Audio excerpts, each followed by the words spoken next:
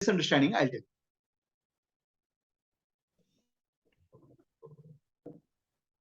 As an individual body and mind, right? I'm a body and mind. I'm limited in time and space. And time and space is very big in front of me. The whole world is there. Time is there. A limited entity can move around in this time and space doing something.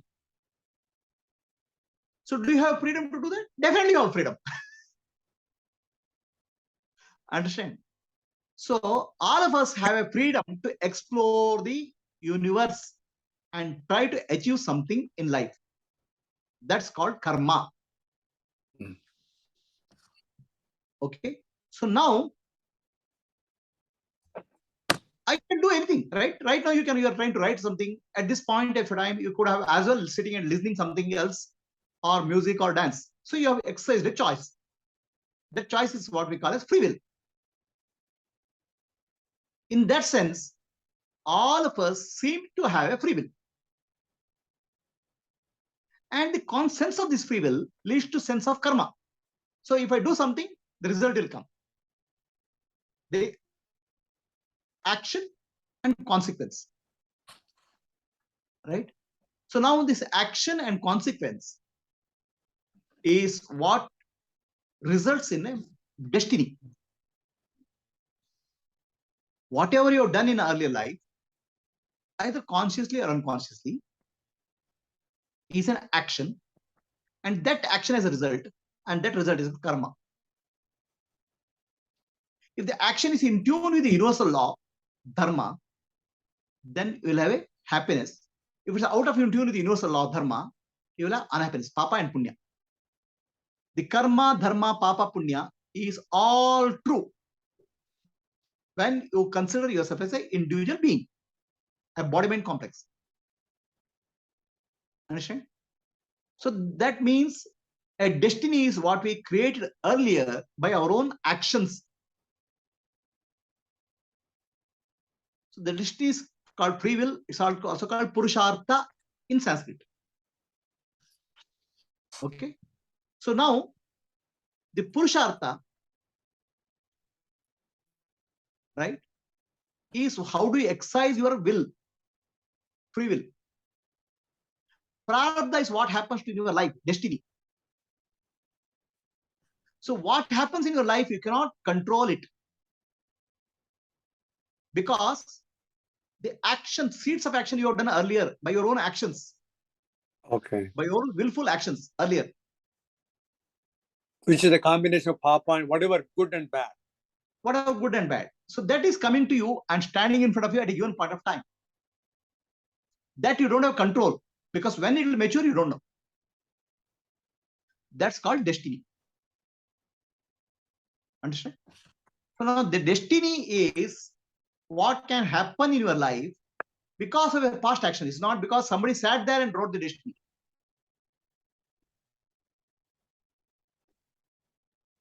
It is called predetermined. And you don't have any choice because already you have determined earlier. Your actions of past has determined what happens now. That way is predetermined. But do you have a freedom now? You have freedom to respond to that. That freedom to respond is called purushartha. Now, degree of freedom may be varying for us. Some larger degree, some smaller degree. But there's a degree of freedom, apparent sense of freedom for all of us.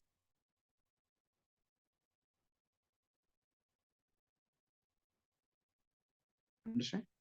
So what is the degree of freedom? I'll give you an example. Somebody has a fever in the corona time. I'm telling you actual life example. The moment he gets a corona report, the person gets panicky. And he dies of heart attack, which is caused by panic rather than corona. Another person sees the corona report, then he gets a treatment, he gets healed. One more person gets a corona report and he gets admitted to hospital and gets treated. Another person gets corona report and he gets admitted to hospital and he dies. So prarabdha karma is of different degrees. Some are hard, which you cannot change. Some are soft, you can change. Some are medium, you can change with difficulty. So prarabdha karma or destiny can be responded in three ways: soft, medium, and hard.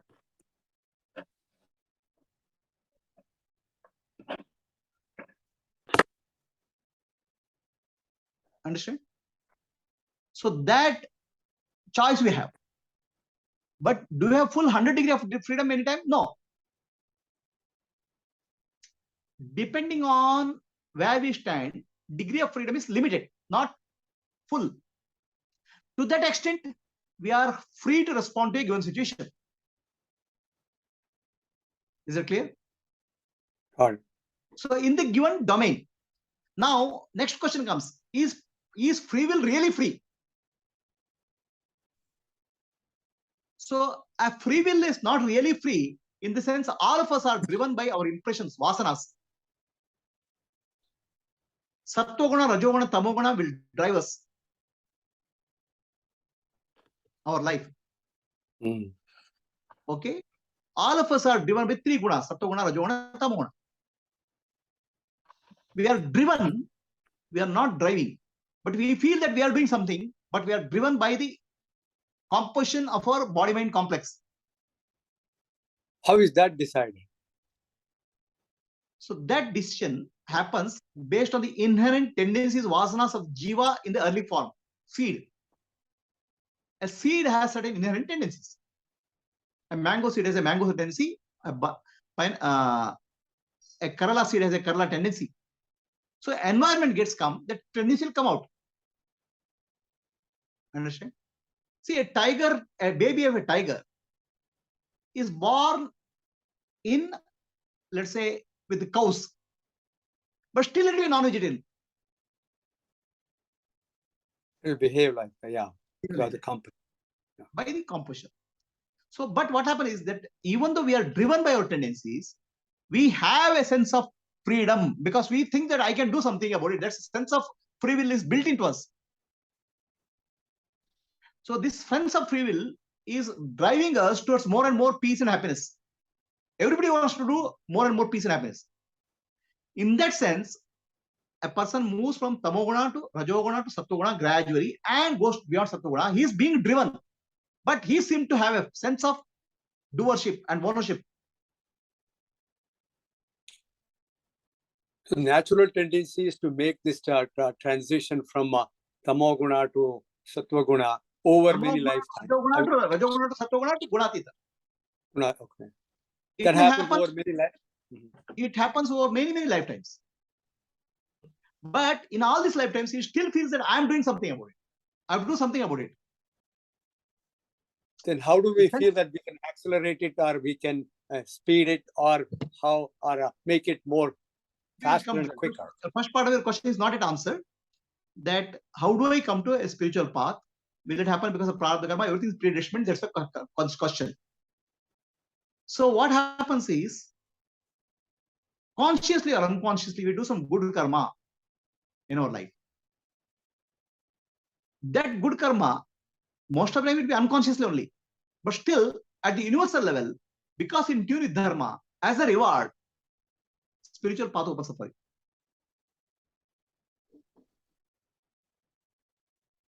There is a story of Buddha.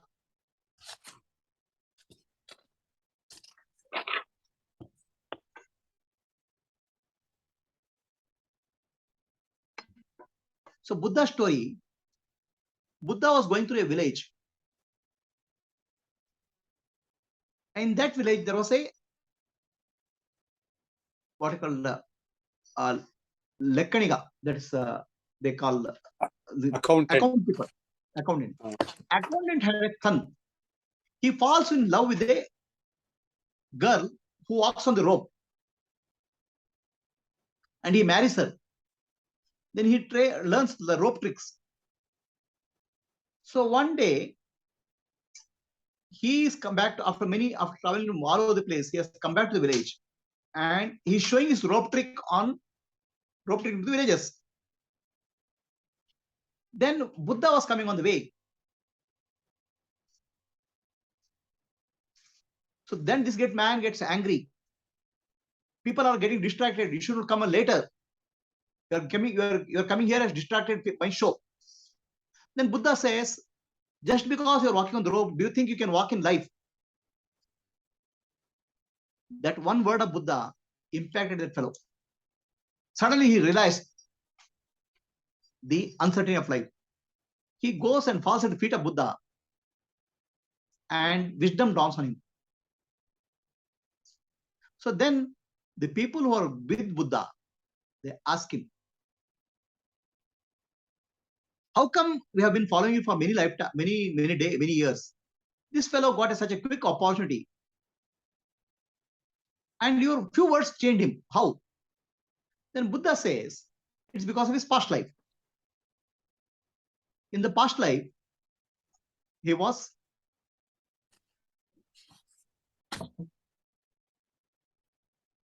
a merchant traveling from one city to other city. He and his wife are going to next city. They had carried that food in a packet.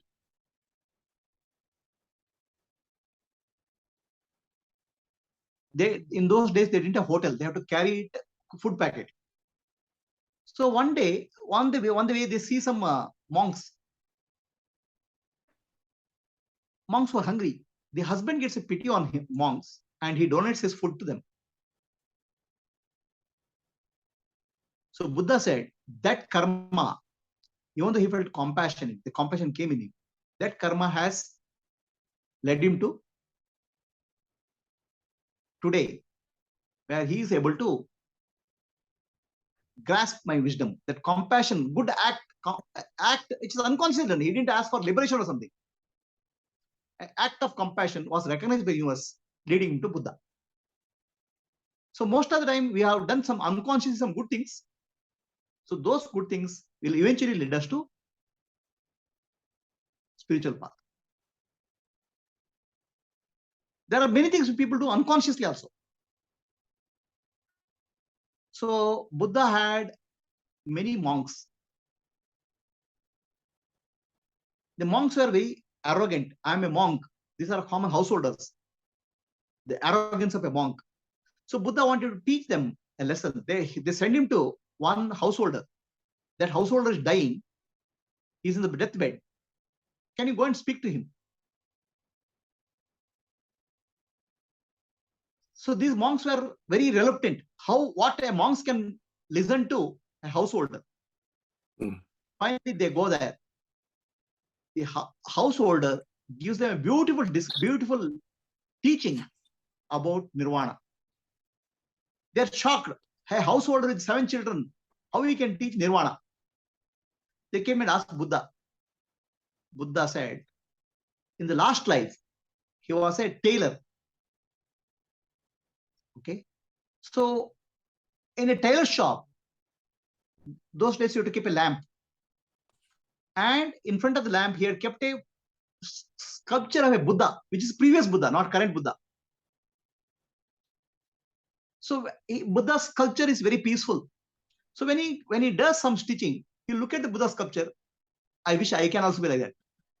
He doesn't know how it can be. I can also be peaceful like him. An unconscious desire. Every time he stitches something, he looks at the Buddha statue. So peaceful. I want to be like that. So that constant unconscious desire pulled him to this life, and this life he got enlightened. So our conscious or unconscious acts will become a destiny for us. So Shankaracharya says it's very difficult to get a human life, very rare.